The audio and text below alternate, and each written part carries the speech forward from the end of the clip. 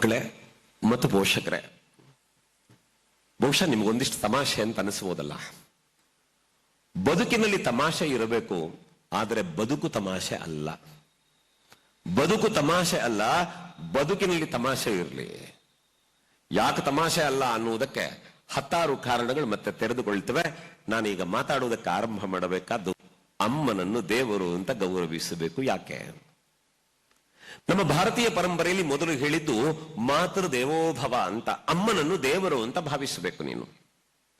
ಇದೇ ಮಾತೃವಂದನ ಕಾರ್ಯಕ್ರಮ ಮಾಡಿದಾಗ ಯಾರೋ ಒಬ್ಬ ಬುದ್ಧಿವಂತ ಬಂದು ಹೇಳದ್ನಂತೆ. ನನ್ನ ಹತ್ರ ಹೇಳ್ತಿದ್ರೆ ಉತ್ತರ ಕೊಡ್ತಿದ್ದೆ. ಅವನು ಹೇಳಿದ್ದಂತೆ, ಏನ್ರಿ ಅಪ್ಪ ಅಮ್ಮನ ಕೂರಿಸ್ತೀರಂತೆ, ಕಾಲ್ ತೊಳಿರಿತ್ತಂತೆ, ನೀರ್ ತಲೆ ಮೇಲೆ ಹಾಕೊಳ್ಳೋದಂತೆ, ಇನ್ನೇನು ದೇವರು ಅಂತ ಕೈ ಮುಗಿಯೋದಂತೆ. ಯಾರು ಹೇಳಿದ್ರು ನಿಮ್ಗಿದೆಲ್ಲ? ಮದುವೆ ಆದ್ರೆ ಮಕ್ಕಳು ಹುಟ್ಟುತ್ತಾರೆ, ಅದು ಪ್ರಕೃತಿ ನಿಯಮ, ಅದೇ ದೊಡ್ಡ ವಿಷಯ ಏನು ಅಂತ. ಹೌದಪ್ಪ, ಬೀದಿಯಲ್ಲಿ ತಿರುಗಾಡೋ ನಾಯಿಗಳು ಮರಿ ಹಾಕ್ತಾವಲ್ಲ, ಹಾಗಲ್ವಲ್ಲ ಮನುಷ್ಯನ ಬದುಕು. ಅದಕ್ಕೊಂದು ಸಂಸ್ಕಾರ ಅಂತಿದೆ, ಅದಕ್ಕೊಂದು ಭಾವನೆ ಇದೆ.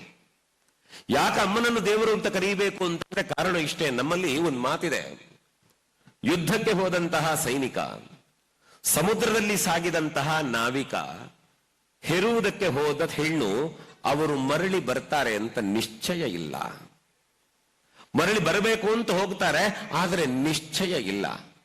ಹಾಗಿದ್ರೆ ತನ್ನ ಪ್ರಾಣವನ್ನೇ ಪಣವಾಗಿಟ್ಟು ನಮಗೊಂದು ಜನ್ಮ ಕೊಟ್ಟು ಈ ಜಗತ್ತಿನ ಸುಖವನ್ನು ಕಾಣುವುದಕ್ಕೆ ಕಾರಣಳಾದ ಅಮ್ಮನನ್ನು ನಾವು ದೇವರು ಅಂತ ಹೇಳಿದ್ರೆ ಇನ್ನೇನು ಹೇಳಬೇಕು?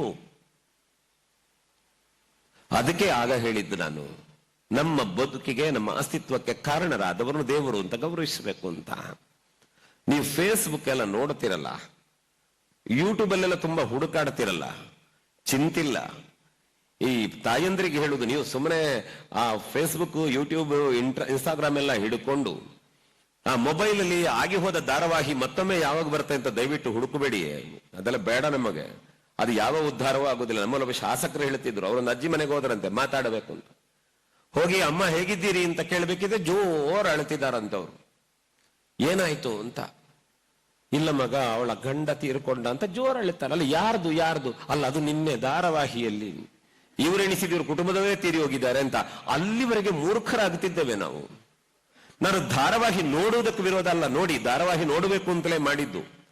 ಆದ್ರೆ ಅದರಿಂದ ಆಚೆಗೆ ಹುಡುಕಾಡಬೇಕಿದ್ರೆ ಫೇಸ್ಬುಕ್ ಅಲ್ಲಿ ಮೊನ್ನೆ ಒಂದು ವಿಡಿಯೋ ಬಂದದ್ದು ಗಮನಿಸಿದ್ದೀರಾ ಇಲ್ವೋ ಗೊತ್ತಿಲ್ಲ.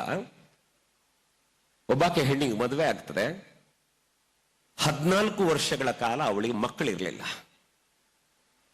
ಆಮೇಲೆ ಅವಳು ಗರ್ಭಿಣಿ ಆದ್ಲು, ಆಸ್ಪತ್ರೆಗೆ ಹೋಗಿದ್ದಾಳೆ, ಮಗು ಹುಟ್ಟುತ್ತದೆ.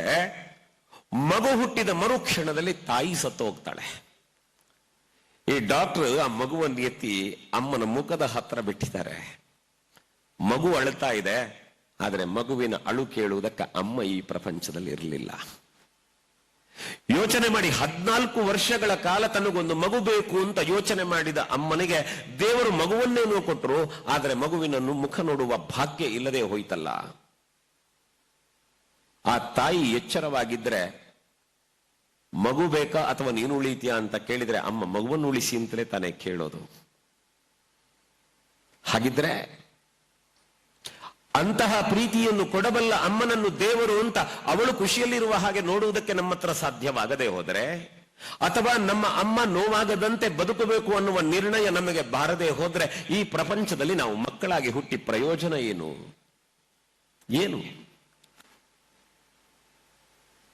ತಾಯಿಯ ಪ್ರೀತಿ ಹೇಗಿರುತ್ತದೆ ಗೊತ್ತಾ?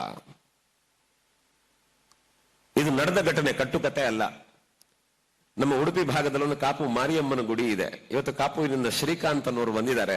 ಆ ಗರ್ಭಗುಡಿಯ ಪಕ್ಕದಲ್ಲೇ ಅವ್ರ ಮನೆ ಇರೋದು, ಶ್ರೀಕಾಂತ್ ಅವ್ರದ್ದು. ಅಲ್ಲಿ ಒಂದ್ ದಿವಸ ದೇವರ ಹತ್ರ ಇರಬೇಕಿದ್ರೆ ತಾಯಿ ತಂದೆ ಮಗುವನ್ನು ಕರ್ಕೊಂಡು, ಪುಟ್ಟ ಹುಡುಗನನ್ನ ಕರ್ಕೊಂಡು ಬಂದು ಹೇಳ್ತಾರೆ, ಸ್ವಾಮಿ ಈ ಮಗುವಿನ ಹೆಸರಲ್ಲಿ ದೇವರಿಗೆ ಸೇವೆ ಮಾಡಬೇಕು ಅಂತ ಮಗುವಿನ ಅಮ್ಮ ಹೇಳಿದ್ದಾಳೆ ಅಂತ.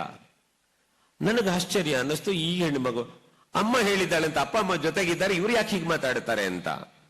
ಎಲ್ಲ ಆಯ್ತು, ಈ ಕಡೆ ಕರೆದು ಮಾತಾಡುವಾಗ ಹೇಳ್ತಾರೆ, ಆ ಮಗುವನ್ನು ನಾವು ದತ್ತ ತಗೊಂಡಿದ್ದೇವೆ, ನಮಗೆ ಮಕ್ಕಳಿರಲಿಲ್ಲ. ಆ ಮಗುವಿನ ಅಮ್ಮ ನಮಗೆ ಕಟೀಲಿನ ದುರ್ಗಾ ಪರಮೇಶ್ವರಿಯ ಸನ್ನಿಧಾನದಲ್ಲಿ ನಮ್ಮ ಕೈ ಕೊಟ್ಟಿದ್ದಾಳೆ. ಕಾಪುವಲ್ಲಿ ಕೊಡಬೇಕು ಅಂತ ಇತ್ತಂತೆ, ಕಾರಣಾಂತರದಿಂದ ಸಾಧ್ಯ ಆಗಲಿಲ್ಲ ಅಂತ ಕಟೀಲಿನ ದುರ್ಗಾ ಪರಮೇಶ್ವರಿಯ ದೇವಸ್ಥಾನದಲ್ಲಿ ನಮ್ಮ ಕೈ ಕೊಟ್ಲವಳು. ಆವಾಗ ಅವಳು ಹೇಳಿದ್ದು, ನನ್ನ ಮಗುವಿನ ಲೆಕ್ಕದಲ್ಲಿ ದೇವರಿಗೆ ಒಂದು ಸೇವೆ ಮಾಡಿ. ಏನ್ ಸೇವೆ ಗೊತ್ತಾ?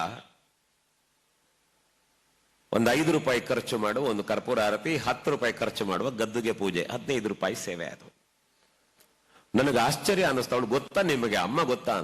ಗೊತ್ತು ಸರ್, ನಮ್ಮ ಸಂಬಂಧಿಕರೇ. ಎಲ್ಲ ಮಾತಾಡಿ ಆದ್ಮೇಲೆ ಕೇಳಿದೆ, ಅಮ್ಮ ನಿಮ್ಮ ಸಂಪರ್ಕದಲ್ಲಿದ್ದಾಳ ಅಂತ.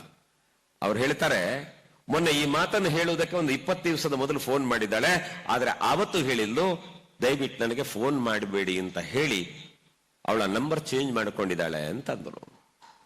ಕಾರಣ ಏನು ಅಂತಂದ್ರೆ, ತಾನು ಹೆತ್ತ ಮಗುವನ್ನು ಇನ್ನೊಬ್ಬರ ಮನೆಗೆ ಕೊಟ್ಟು ಆ ಮಗು ಇನ್ನೊಬ್ಬರ ಮನೆಯ ಆಸ್ತಿ ಆಗುವುದಾದರೂ ಕೂಡ ನನ್ನ ಮಗು ಕ್ಷೇಮವಾಗಿ ಬದುಕಬೇಕು ಅಂತ ಹೆತ್ತ ಕರುಳು ಯೋಚನೆ ಮಾಡುತ್ತದಲ್ಲ, ಇದು ತಾಯ್ತನದ ಪ್ರೀತಿ. ಇವತ್ತು ಸೇರಿರುವ ಇಷ್ಟು ಜನ ಮಕ್ಕಳಲ್ಲಿ ಎಷ್ಟು ಜನ ಅಪ್ಪ ಅಮ್ಮ ಹೆತ್ತರೋ, ಯಾರು ದತ್ತು ತಕೊಂಡ್ರೋ, ಯಾರು ಎಲ್ಲಿಂದ ಕರ್ಕೊಂಡು ಬಂದ್ರೋ ಅದರ ವಿಮರ್ಶೆ ಅಲ್ಲ. ಆದರೆ ತಮ್ಮ ಪಕ್ಕದಲ್ಲಿ ನಿಂತು ಮಗು ಯಾವ ಪರಿಸ್ಥಿತಿಯಲ್ಲೂ ನಿನಗೆ ನಾನಿದ್ದೇನೆ ಅಂತ ತನ್ನ ಸೆರಗಿನ ಆಶ್ರಯದಲ್ಲಿ ತಂಪಾದ ಬದುಕು ಕೊಟ್ಲಲ್ಲ ಅಮ್ಮ, ಅವಳು ನೋಯದಂತೆ ಬದುಕುವುದಕ್ಕೆ ನಮ್ಮ ಹತ್ರ ಸಾಧ್ಯ ಆಗದೇ ಇದ್ರೆ ನಾವು ಮಕ್ಕಳಾಗಿ ಹುಟ್ಟಿ ಪ್ರಯೋಜನ ಏನು? ಯಾಕೆಂದ್ರೆ ನಾಳೆ ನೀವು ಬೆಳೆದು ನಿಂತಾಗ ಕೇಳಿ. ನಾನು ವಿದ್ಯಾರ್ಥಿಗಳಿಗೆ ತುಂಬಾ ಬಾರಿ ಹೇಳ್ತಾ ಇರ್ತೇನೆ, ನೀವು ಊರಿನವರ ಕತೆ ಕೇಳುವುದಕ್ಕಿಂತ ನಿಮ್ಮ ಶಾಲೆ ಕಾಲೇಜಲ್ಲಿ ನಿಮಗೆ ಪಾಠ ಮಾಡುವ ಯಾರು ಶಿಕ್ಷಕರಿದ್ದಾರೆ ಅವರ ಬದುಕಿನ ಕತೆ ಕೇಳಿ, ನಿಮ್ಮ ಕಾಲೇಜ್ ಕಟ್ಟಿದವರ ಕತೆ ಕೇಳಿ. ಇಲ್ಲ ನಿಮ್ಮ ಕಾಲೇಜಲ್ಲಿ ಕೆಲಸಕ್ಕೆ ಬರ್ತಾರೆ, ಅಲ್ಲಿ ವಾಚ್ಮ್ಯಾನ್ ಇರ್ತಾರೆ, ಡ್ರೈವರ್ ಇರ್ತಾರೆ, ಇನ್ಯಾರೋ ತಾಯಂದಿರು ಇರ್ತಾರೆ, ಅವರ ಬದುಕಿನ ಕಥೆ ಕೇಳಿ. ನೀವು ಯಾರ ಬದುಕಿನ ಕಥೆಯನ್ನು ಕೇಳಿದ್ರು ಅವರ ಬದುಕಿನಲ್ಲಿ ಅಮ್ಮನ ದೊಡ್ಡ ಕೊಡುಗೆ ಇರುತ್ತದೆ. ಈ ಜಗತ್ತಿನಲ್ಲಿ ಅಮ್ಮನ ಹೊರತಾಗಿ ಅಸ್ತಿತ್ವಕ್ಕೆ ಸಾಧ್ಯವೇ ಇಲ್ಲ. ಹಾಗಾಗಿ ದೇವರನ್ನು ಕೂಡ ತ್ವಮೇವ ಮಾತಾಚ ಪಿತಾ ತ್ವಮೇವ ಅಂತಂದ್ರು. ಮಾತ್ರ ಅಲ್ಲ, ಅಮ್ಮ ಇಲ್ಲದೆ ಈ ಜಗತ್ತಿನಲ್ಲಿ ಇರುವುದಕ್ಕೆ ಸಾಧ್ಯವೇ? ವೈಜ್ಞಾನಿಕ ಸಂಶೋಧನೆಗಳು ಬಂದು ಮದುವೆಯಾಗದೆ, ಗಂಡನಿಲ್ಲದೆ, ಅಪ್ಪನೊಬ್ಬ ಇಲ್ಲದೆ ತಾಯಿ ಹೆರಬಹುದು ಅನ್ನೋದು ಮೊನ್ನೆವರೆಗೆ ಪ್ರಚಾರದಲ್ಲಿ ಬಂತು. ಆದರೆ ಅಮ್ಮ ಇಲ್ಲದೆ ಇರುವುದಕ್ಕಿಲ್ವಲ್ಲ. ಈ ಜಗತ್ತಿನಲ್ಲಿ ಅಮ್ಮನ ಗರ್ಭದ ಆಶ್ರಯವಿಲ್ಲದೆ ಈ ಪ್ರಪಂಚದಲ್ಲಿ ಯಾರೂ ಬೆಳಕನ್ನು ಕಾಣುವುದಕ್ಕೆ ಸಾಧ್ಯ ಇಲ್ಲ. ಅಂದ ಮೇಲೆ ಅಮ್ಮನನ್ನು ಬೇಜಾರು ಮಾಡಿದ್ರೆ ಇನ್ನು ಯಾವ ದೇವರ ಸೇವೆ ಮಾಡಿಯೂ ಪ್ರಯೋಜನ ಇಲ್ಲ. ಆ ಕಾರಣಕ್ಕೆ ಅಮ್ಮನನ್ನು ದೇವರು ಅಂತ ಕರೆದು ಅಮ್ಮನ ಪಾದ ಪೂಜೆ ಮಾಡಿ ಅಮ್ಮನ ಆಶೀರ್ವಾದವನ್ನು ಪಡೆದ ಮಕ್ಕಳು ಬದುಕಿನಲ್ಲಿ ದೊಡ್ಡವರಾಗ್ತಾರೆ. ನಾನು ರಾಜಕೀಯ ಅಂತ ಮಾತನಾಡುತ್ತಿಲ್ಲ, 2 ಸಂಗತಿಗಳನ್ನು ನೆನಪು ಮಾಡುತ್ತೇನೆ. ವೀರಪ್ಪ ಮೊಯ್ಲಿ ಅಂತ ಒಬ್ಬರ ಹೆಸರು ಕೇಳಿರಬಹುದು, ಮುಖ್ಯಮಂತ್ರಿಗಳಾಗಿದ್ದವರು, ಕಾರ್ಕಳದವರು. ಅವ್ರೇನ್ ಹೇಳ್ತಾರೆ ಗೊತ್ತಾ? ನನ್ನ ಅಮ್ಮನಿಗೆ ಹೆಚ್ಚು ಶಿಕ್ಷಣ ಇರಲಿಲ್ಲ, ಆದ್ರೆ ನಾನು ವಿದ್ಯಾರ್ಥಿಯಾಗಿದ್ದಾಗ ತಡರಾತ್ರಿಯವರೆಗೆ ಚಿಮಣಿ ದೀಪ ಹಚ್ಚಿಟ್ಟು ಮಗ ಓದು ಓದು ಅಂತ ಅಮ್ಮ ಧೈರ್ಯ ಹೇಳ್ತಾ ಇದ್ಲು. ಆ ಕಾರಣದಿಂದಲೇ ನಾನಿವತ್ತು ರಾಜ್ಯಕ್ಕೆ ಮುಖ್ಯಮಂತ್ರಿಯಾಗಿ ಬಂದೆ ಅಂತ ಅವರ ಬದುಕಿನ ಕಥೆಯನ್ನು ಹೇಳ್ಕೊಳ್ತಾರೆ. ಈ ದೇಶದ ಪ್ರಧಾನಿಯನ್ನು ಕಂಡ್ರೆ ಮೊನ್ನೆ ಅವರ ಅಮ್ಮ ಈ ಲೋಕವನ್ನು ಬಿಟ್ಟು ತೆರಳುವಲ್ಲಿವರೆಗೂ ಕೂಡ ಪ್ರತಿಯೊಂದು ಒಳ್ಳೆಯ ಸಂದರ್ಭಗಳಲ್ಲಿ ಹೋಗಿ ಅಮ್ಮನ ಪಾದ ಮುಟ್ಟಿ ನಮಸ್ಕಾರ ಮಾಡಿ, ಅಮ್ಮ ಕೊಡುವ ತುತ್ತಿಗೆ ಬಾಯಿ ಕೊಟ್ಟು ಅಮ್ಮನ ಜೊತೆ ಕೂತು ನಗುತ್ತಾ ಬರ್ತಾ ಇದ್ದ ಪ್ರಧಾನಿಯನ್ನು ಕಂಡ್ರೆ ಇಡೀ ಜಗತ್ತು ಬೆರಗಾಗುವಂತೆ ನೋಡುವ ಒಬ್ಬ ಪ್ರಧಾನಿ ಇವತ್ತು ನಮ್ಮ ದೇಶದ ಪ್ರಧಾನಿಗಳು ಅಂತ ಸಂತೋಷ ಪಡುವುದಾದ್ರೆ ಅವರ ಸಾಧನೆ ಹಿಂದೆ ಅಮ್ಮನ ಆಶೀರ್ವಾದ ಕೆಲಸ ಮಾಡಿದೆ ಅಂತ ಒಪ್ಪಬೇಕಲ್ಲ ನಾವು. ಮಕ್ಕಳೇ, ನಿಮಗೆ ಗೊತ್ತಿರಲಿ, ನಾನಿಲ್ಲಿರುವ ವಿದ್ಯಾರ್ಥಿಗಳಿಗೆ ಎಲ್ರಿಗೆ ಹೇಳುದು, ವಿದ್ಯಾರ್ಥಿನಿಯರಿಗೆ ಹೇಳುದು, ದಯವಿಟ್ಟು ನಿಮ್ಮ ಅಮ್ಮನ ಇಚ್ಛೆಗೆ ವಿರುದ್ಧವಾಗಿ ನಡೀಬೇಡಿ. ಜಗತ್ತಿನಲ್ಲಿ ನೀವು ಬೆಳೆದು ದೊಡ್ಡವರಾದಾಗ, ನಿಮಗೆ ಶ್ರೀಮಂತಿಕೆ ಬಂದಾಗ ನೀವು ಏನು ಬೇಕಾದರೂ ತಗೊಳ್ಳಬಹುದು, ಆದರೆ ಅಮ್ಮನನ್ನು ತಗೊಳ್ಳುವುದಕ್ಕೆ ಸಾಧ್ಯ ಆಗುವುದಿಲ್ಲ. ಜಗತ್ತಿನಲ್ಲಿ ಅಮ್ಮನನ್ನು ತಗೊಳ್ಳಿಕ್ಕೆ ಸಾಧ್ಯ ಆಗುವುದಿಲ್ಲ. ಇವತ್ತು ಅನರ್ಥ ಪರಂಪರೆ ಎಲ್ಲಿವರೆಗೆ ಬಂತು ಅಂತಂದ್ರೆ, ದುಡ್ಡು ಕೊಟ್ರೆ ನಾವೇ ಅಪ್ಪ ಅಮ್ಮ ಅಂತ ಸುಳ್ಳು ಹೇಳ್ಕೊಂಡು ಬರುವ ಮಂದಿವರೆಗೆ ಬಂದುಬಿಟ್ಟಿದ್ದಾರೆ. ಯಾಕೆಂದ್ರೆ ಅಪ್ಪ ಅಮ್ಮನ ಬೆಲೆ ಗೊತ್ತಿಲ್ಲದ ಪರಿಸ್ಥಿತಿ ಅದು. ಆದ್ರೆ ಇಲ್ಲಿ ಗೊತ್ತಿರಬೇಕು, ಇವು ಶಾಲೆ ಕಾಲೇಜಿಗೆ ಬಂದಾಗ ಮಕ್ಕಳಿಗೆ, ಹುಡುಗರಿಗೆಲ್ಲ ಅನ್ಸಿಬಿಡೋದು, ನಮ್ಮ ಅಮ್ಮನಿಗೆ ಏನು ಗೊತ್ತಿದೆ, ನನಗೆ ತುಂಬಾ ಗೊತ್ತಿದೆ. ಹೌದು, ನಾನು ತುಂಬಾ ಗಟ್ಟಿ ಇದ್ದೇನೆ, ನಾನು ತುಂಬಾ ಬೆಳೆದು ಬಿಟ್ಟಿದ್ದೇನೆ ಅಂತ ನಮಗನ್ನಿಸ್ತದೆ. ಆದರೆ ನೆನಪಿರ್ಲಿ, ನಿಮ್ಮ ಮುಖದಲ್ಲಿರುವ ನಗು, ನಿಮ್ಮ ದೇಹದಲ್ಲಿರುವಂತಹ ಶಕ್ತಿ ಅದು ಎಲ್ಲಿಂದ ಬಂತು ಅಂತಂದ್ರೆ, ಆವತ್ತು ನೀವು ಅಮ್ಮನ ಹೊಟ್ಟೆಯ ಒಳಗೆ ಇರುವ ದಿನದಿಂದ ಅಮ್ಮ ಹಾರೈಸ್ತಾ ನಿನಗೆ ಜನ್ಮ ಕೊಟ್ಟು ಎದೆ ಹಾಲು ಉಣಿಸಿ ನಿಮ್ಮನ್ನು ಬೆಳೆಸಿದ ಕಾರಣದಿಂದ ನೀವು ಜೀವಂತವಾಗಿಯೂ ಇದ್ದೇವೆ, ನಮ್ಮ ಕೈಕಾಲು ಗಟ್ಟಿಯಾಗೂ ಉಳಿದಿದೆ. ಅದನ್ನೇ ಮರೆತರೆ ಹೇಗೆ ಮಕ್ಕಳೇ?